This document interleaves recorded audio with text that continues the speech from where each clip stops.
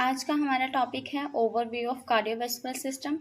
इस वीडियो में हम कार्डियोवैस्कुलर सिस्टम के बारे में पढ़ेंगे और हार्ट में हम right side of the heart, left side of the heart, septas of the heart, layers of wall, pericardium, myocardium, endocardium and walls of the heart देखेंगे। हम स्टार्ट करते हैं। कार्डियोवैस्कुलर सिस्टम क्या है? Cardiovascular system is a closed system through which blood flows throughout the body, supplying nutrients and oxygen to tissue and removing waste and carbon dioxide. Cardiovascular system closed system है जिसके through blood flow होता है throughout the body and nutrients and oxygen supply करता है tissue को और carbon dioxide and waste remove करता है। और it also includes cardiovascular system क्या इंक्लूड्स करता है? Heart, blood vessels and heart क्या करता है? Heart pumps blood into the blood vessels and blood vessels circulate the blood through out the body. Now we will see heart. Heart is the vital organ in the body. This muscular organ that pumps blood throughout the circulatory system. So heart क्या है? Very important organ in the body and it's a muscular organ और ये blood pumps करता है throughout the circulatory system. It is situated in between two lungs in the mediastinum. Heart is made up of 4 chambers, 2 atria and 2 ventricles. The musculature of ventricles is thicker than that of atria. जो ventricles के muscles हैं वो as compared to atria thick होते हैं और force of contraction of heart depend करता है muscles पे। अब हम right side of the heart देखेंगे। Right side of the heart has 2 chambers, right atrium and right ventricle. Right atrium is a thin wall and low pressure chamber. It has got the pacemaker known as sinoatrial node that produces cardiac impulses and atrioventricular node that conducts the impulses through the ventricles. Right atrium receives venous blood, deoxygenated blood via 2 large veins, superior vena cava that returns superior vena cava and inferior vena cava. Superior vena cava that returns venous blood from the head, neck and upper limb. Inferior vena cava that returns venous blood from lower parts of the body. Right atrium communicates with right ventricle through tricuspid wall. Wall of the right ventricle is thick. Venous blood from right atrium enters the right ventricle through this wall, through tricuspid wall.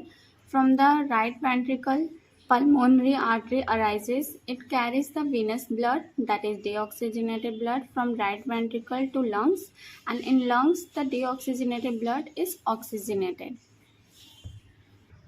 अब हम diagram के through देखेंगे। Heart has 4 chambers, right atrium, left atrium, right ventricle, left ventricle, right atrium and right ventricle के बीच में हमारा tricuspid valve होता है। Left atrium and left ventricle के बीच में हमारा bicuspid valve that is mitral valve होता है। एंड यहाँ पर 2 लार्ज वेन्स है, superior vena cava and inferior vena cava. Superior vena cava क्या करता है? Deoxygenated blood upper parts of the body से लाता है और इन्फीरियर वेना केवा क्या करता है? Deoxygenated blood lower parts of the body से लाता है। एंड राइट वेंट्रिकल में पल्मोनरी आर्टरी होती है जो डीऑक्सीजनेटेड ब्लड लंग्स तक ले जाती हैं। पल्मोनरी आर्टरी में पल्मोनरी वॉल्स होते हैं और लेफ्ट वेंट्रिकल में सिस्टेमिक आयोटा होता है जो ऑक्सीजनेटेड ब्लड पूरे ऑर्गन तक को सप्लाई करता है। और सिस्टेमिक आयोटा में आयोटिक वॉल्व होते हैं जो बैक फ्लो ऑफ ब्लड रोकते हैं। Pulmonary artery and systemic aorta दोनों को साथ में हम सेमिलुनार वॉल्व बोलते हैं। Through pulmonary veins we receive oxygenated blood from the lungs. पहले डीऑक्सीजनेटेड ब्लड राइट एट्रियम में आता है, देन राइट एट्रियम से वो ट्राइकस्पिड वॉल के थ्रू राइट वेंट्रिकल में आ जाता है। फिर राइट वेंट्रिकल में पल्मोनरी आर्टरीज है जो डीऑक्सीजनेटेड ब्लड को लंग्स को भेजती है, जहाँ लंग्स डीऑक्सीजनेटेड ब्लड को ऑक्सीजनेटेड करता है। फिर वो ऑक्सीजनेटेड ब्लड पल्मोनरी वेन्स के थ्रू लेफ्ट एट्रियम में आ जाते हैं। फिर लेफ्ट एट्रियम बाइकस्पिड वॉल के थ्रू इसको लेफ्ट वेंट्रिकल में सप्लाई कर देता है। फिर लेफ्ट वेंट्रिकल में सिस्टेमिक आयोटा है, जो सिस्टेमिक आयोटा ऑक्सीजनेटेड ब्लड को through out the body supply करने में हेल्प करता है। Pulmonary artery and systemic iota साथ में हम इसे सेमिलुनार वॉल्व कहते हैं। अब हम left side of the heart देखेंगे। Left side of the heart has two chamber, left atrium and left ventricle. Left atrium is a thin wall and low pressure chamber. It receives arterial oxygenated blood from the lungs through pulmonary veins. This is the only exception in the body where an artery carries venous blood and veins carries the arterial blood.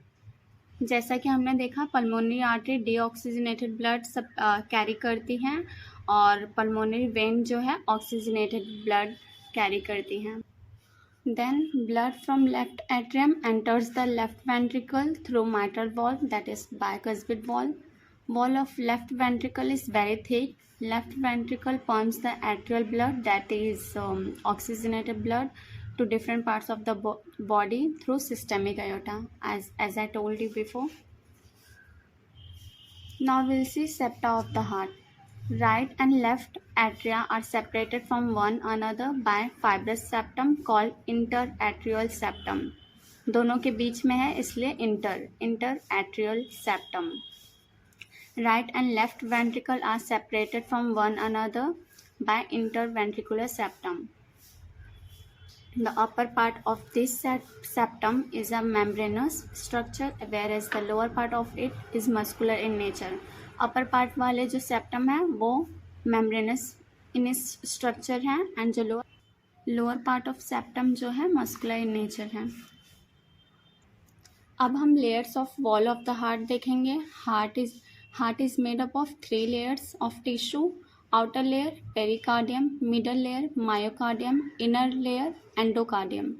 So first हम देखेंगे pericardium. Pericardium is the outer covering of heart.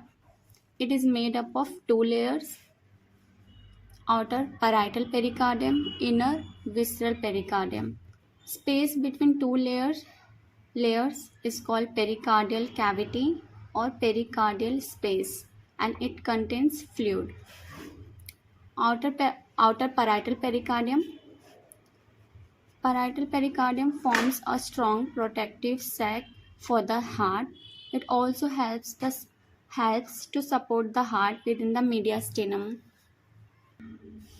Again, parietal pericardium is made up of 2 layers, outer fibrous layer, inner serous layer, and inner visceral pericardium. Inner visceral pericardium lines the surface of myocardium. It is made up of flattened epithelial cells. This layer is also known as epicardium. Then second layer is myocardium.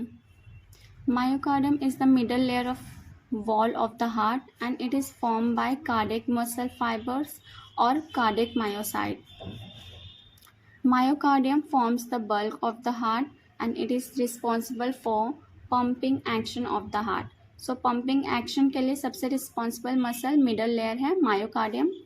Then myocardium has 3 types of muscle fibers which form contractile unit, muscle fibers which form pacemaker, muscle fibers which form conductive system. So third layer है endocardium. Endocardium is the innermost layer of heart wall. It is a thin, smooth and glistening membrane. It is formed by a single layer of endothelial cells lining the inner surface of heart. Then we will see walls of the heart. There are 4 walls in human heart. 2 walls are in between atria and ventricles called atrioventricular walls. Other 2 are the semilunar walls placed at the opening of blood vessels arising from ventricles, namely systemic aorta, pulmonary artery, as I told you before. Walls of the heart permit the flow of blood through heart in only one direction. So इस video में हमने क्या क्या देखा। Cardiovascular system के बारे में हमने पढ़ा, हार्ट में राइट साइड ऑफ हार्ट पढ़ा, लेफ्ट साइड पढ़ा, सेप्टास ऑफ हार्ट पढ़ा, layers of heart, pericardium, myocardium, endocardium, and walls of the heart.